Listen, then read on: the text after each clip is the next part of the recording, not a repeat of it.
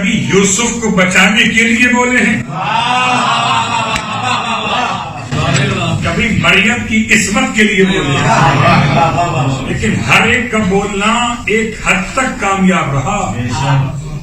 یوسف بچے نے بولا، خدیجہ کی پریشانی دور ہوئی، فاطمہ زہرا نے بولا، ارے مریم کی عصمت باقی رہی، عیسیٰ نے بولا، عجیب کلام کیا، سب بول کر کامیاب ہوئے۔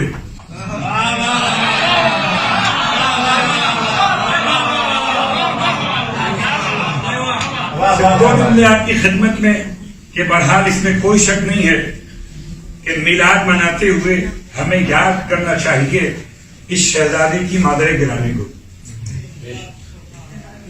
صاحبان علم و ادب کا مجمع ہے، شہزادی کا اسم گرامی ہے رباب، ہمارے اردو میں ام رباب کہہ کے یاد کرتے ہیں، یہ ام رباب نہیں رباب ہے۔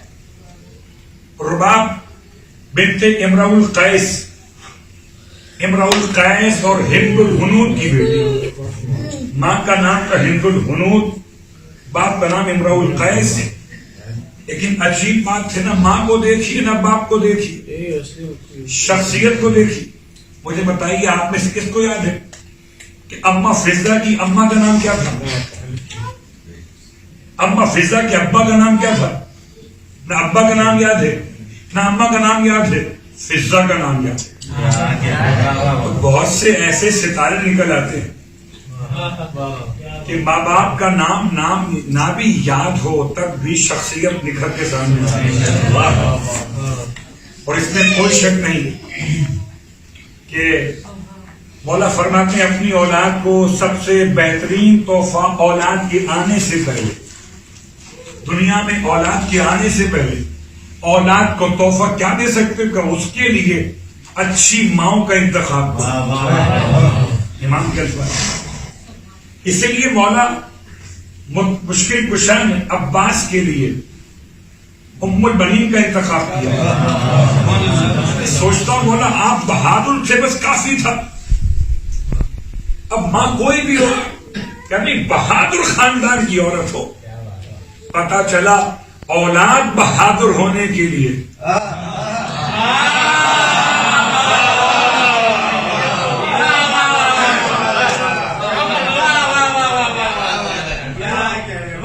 ماں ڈرپوک ہو تو بچے بہادر کیسے ہوں گے؟ ہمیں تو ایسی مائیں تاریخ میں بتائی ہیں کہ کچھ تو ڈر جاتی ہوں، ایک ماں ایسی دیوار گری وہ نہ ہلی، بلکہ ایسے آگے بڑھی جیسے کہ اس کو ہی بلایا گیا تھا۔ اللہ اکبر۔ اور غور کیجیے گا، ماں کا بڑا مسئلہ ہے، شجاعت صرف باپ کے نسب سے نہیں آتی، شجاعت شیر مادر سے آتی۔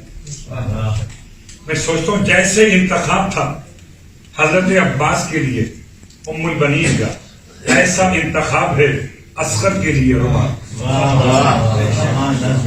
رباب کی شخصیت کو بیان کرنے کے لیے سرکار سید الشہداء کے اشعار میں سے 4 مصرع آپ کی خدمت میں۔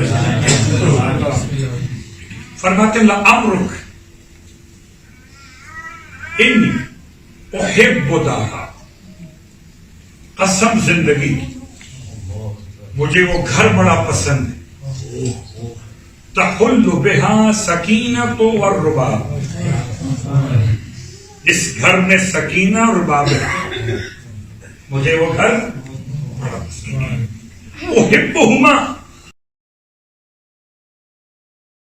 اتنا کھل کر اپنی زوجہ کے لیے معصوم کا یہ جملہ احبہما، میں سکینہ اور رباب دونوں سے محبت کرتا ہوں۔